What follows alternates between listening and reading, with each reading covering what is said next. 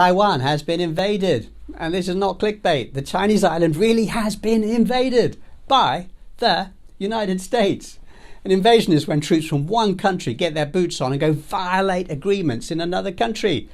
And Greater China is one country. The One China principle has been accepted for decades by the mainland Chinese and the people of Taiwan and the United Nations and the United States and pretty much every country in the world. Now check out this US communique from the 1970s, which explains the fundamental position long before the recent US attempts to cross red lines, stir up trouble, destroy the status quo that has kept this region peaceful for decades.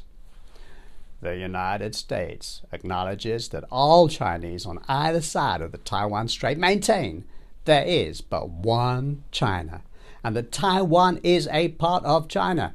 The United States government does not challenge that position. It reaffirms its interest in a peaceful settlement of the Taiwan question by the Chinese themselves.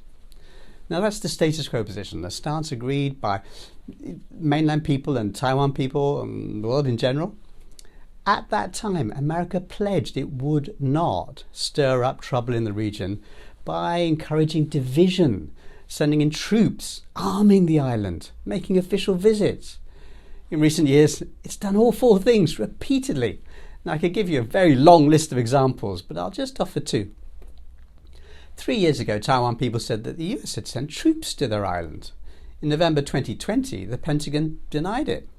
Almost a year later, in October of 2021, the Pentagon admitted that actually they had sent US troops in Taiwan. They'd been there for at least a year. The Taiwanese had been telling the truth. Now, of course, the US is blithely sending in more troops. Here's another example. From 1979 onwards, the US abided by its promise to send no senior officials to Taiwan. But from September 2020, top government officials and politicians started a long string of visits to Taiwan. They've been going ever since. In 2021, we started compiling a list of US violations of the status quo. But there's so many we gave up. But, I can hear some of you say, China threatened to invade the island of Taiwan. Actually, it did no such thing. I mean, first, you can't invade your own country, and both sides agree that it is one country. But the main point is this: China has held the same stance for decades, literally.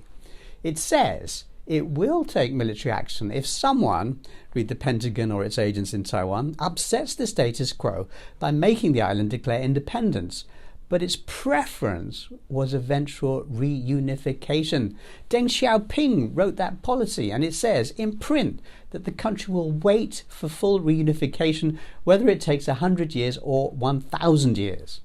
In other words, mainland China said decades ago that it was happy to maintain the status quo until people were ready for reunification. And they have waited. They can afford to. China is already the largest, most dynamic economy in Asia, and Chinese people know it's only a matter of time before the Taiwanese realize they need to be part of that development miracle. It's taking place right before their eyes. You see, what really worries the US administration is this: China has a very, very powerful secret weapon. It's called patience. Now, this whole patience position worries the Pentagon, so it keeps inventing dates at which China will invade Taiwan and then feeding them out through the media. Here's an example. The invasion is about to start any minute now, the media announced in this headline. That was 2 years ago. I mean, there are so many headlines like this, giving specific dates. The key fact is this: the people of mainland China and the people of Taiwan want the exact same thing. They want the maintenance of a peaceful status quo until the time is right to peacefully move to different relationships. Now, some of my colleagues in the media have not been helpful. They've been painting a picture of Taiwan as a terrified, besieged community who's been living in dread of invasion for decades. That's just not true. Just go and visit the place. Great place, great people, yummy food, cool atmosphere. It's nice. More than 100,000 Taiwanese people have been visiting, working, studying, interacting with people on the Chinese mainland in recent years. Now, here's a recent picture from a student exchange involving mainland and Taiwanese young people. The relationship between the two sides has been getting steadily stronger and warmer. which of course is why the US has to upset the status quo now.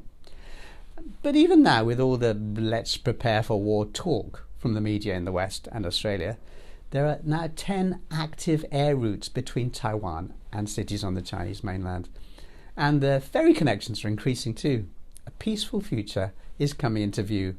Let's not let hostile outside forces spoil that. As Lao Tzu said, there's only one thing you need to turn a glass of cloudy water into a glass of clear water, and that is patience. Peace.